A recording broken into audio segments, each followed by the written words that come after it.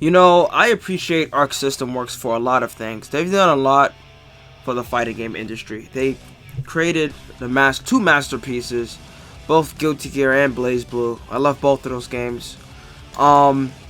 They gave Dragon Ball the fighting game it deserved and forever. And I like to think of that company as not just a company that makes your dream fighting game come true, but a company that focuses on innovation. I wouldn't say it's the company as a whole. Whether it's something that I think all fighting games strive for. Innovation. What do I mean by innovation? What I mean by innovation is changing, adding new things to the old classic formula. You know, Street Fighter 2 was an innovator in some sort of way.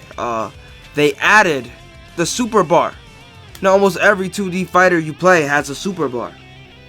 That was Street Fighter 2. Fighting games take from each other all the time. You know, this game adds a super bar and now all the games have it.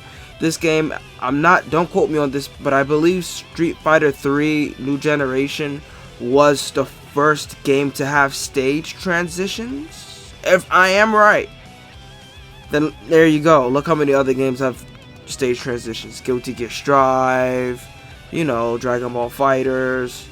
So, you know, games take from each other all the time. Marvel vs. Capcom revealed the X Factor mechanic, which allowed you to regenerate. A sort of comeback mechanic, if you will. Dragon Ball FighterZ has the exact same thing called sparking, just not as broken. So, check it. Guilty Gear has innovated again. This is something that isn't new. There's nothing new. And it's something that has been appreciated across the internet, but never to this capacity. This is something different. I've never seen appreciation for this in this larger of a capacity before. And what I'm talking about is the crouching animation. Arc System Works has done it again. They have innovated the crouching animation. What is the crouching animation? See, when you're playing a 2D fighting game, the mobility is different than your average 3D game. I want to say it's more similar to that of a 2D platformer. So, what are the directions we have? Left, right, up, and down. Now, those are the directional movements you're going to be using to move your character for mobility.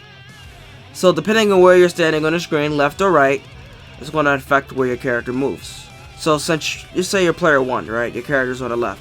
Left is going to move your character back, while right is going to move your character forward. Up is going to make your character jump, while down is going to make your character crouch. Well, somehow Arc System Works has taken the most simplest of movements and innovated it. You see, Guilty Gear is also a 2D fighting game.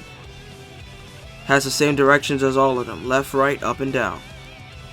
So what's so special about their crouching animation? Is it in Guilty Gear Strive? No. Not yet, anyway. But this feature has indeed been added to Guilty Gear Xrd. Now, which character has it? Her name is Jack O.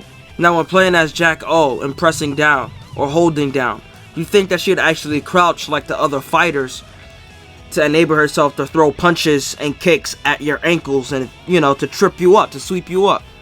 No. Instead, she does this. This is what is known as a crouching animation by today's standards, alright? This is innovation. This is going to be every character soon. I'm letting you know right now. This is going to be the next big thing. This animation right here. Now, I know what a lot of you might be thinking. That is not a crouching animation. That is face down, ass up. Wait. Before you jump to conclusions.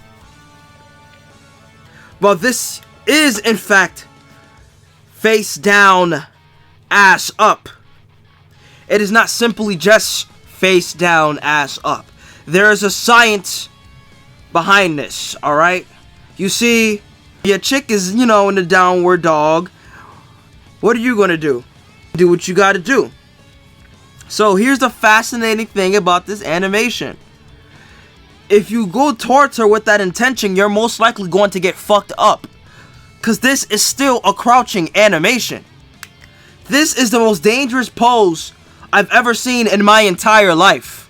Now, if you're someone of a superior mind, like myself, you'd immediately realize that this is nothing more than a crouching animation. And you have to go for the overhead. You see, this doesn't go into most people's minds because they see booty. It's not called an overhead if the butt is in the air. Wouldn't an overhead be a crouching sweep? Shut the fuck up. An over booty. Call it whatever you need to call it, but the upper portion must be attacked. What's crazy about this pose isn't the fact that it exists, it's the fact of what it's done. On Twitter, the Jack-O challenge is trending. And as you can see, people are appreciating the pose by drawing some of their favorite characters doing the Jack-O pose. Samus, oh no, we got Bulma from Dragon Ball. No, this is not Bulma, this is Bolchi, the fusion of Bulma and Chi-Chi. And now she's doing the Jack-O pose. Just that something's different here. There's something that Jack-O does not have that this OC does have. Holy shit. Let's keep going. We got fucking Mithra doing the pose.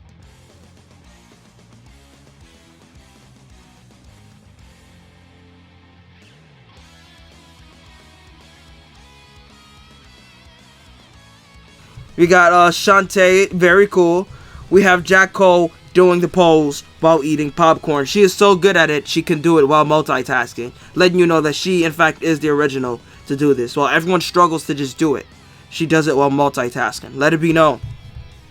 Now, I don't know why Pit is doing that. Anyway, Pit throwing it back. Don't know how to feel about that. Still can't fly, though. Nice try, though. Anyway.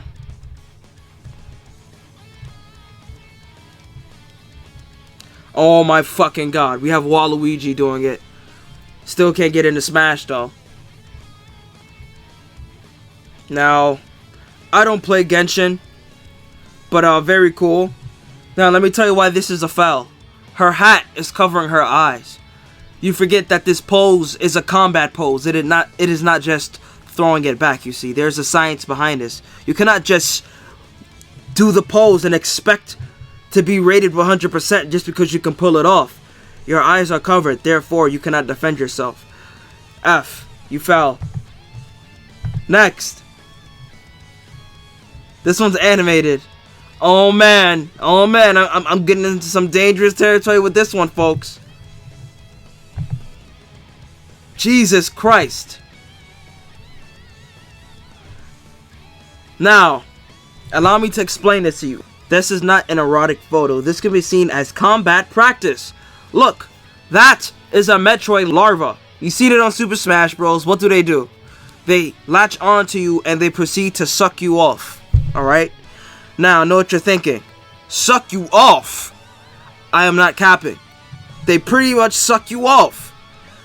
They suck the blood out of you. Or whatever. You die if they suck you. Alright, maybe their head game is that strong, or maybe they're sucking important body fluids, I don't know. But, notice how it is not sucking. It cannot do anything. It doesn't know how to approach Samus, because she is now more dangerous than she ever was when she was inside of her armor. There's nothing the larva can do. Jack-O has become a sensei. Her teachings being spread across the multiverse. Nintendo's not gonna like this. Oh shit.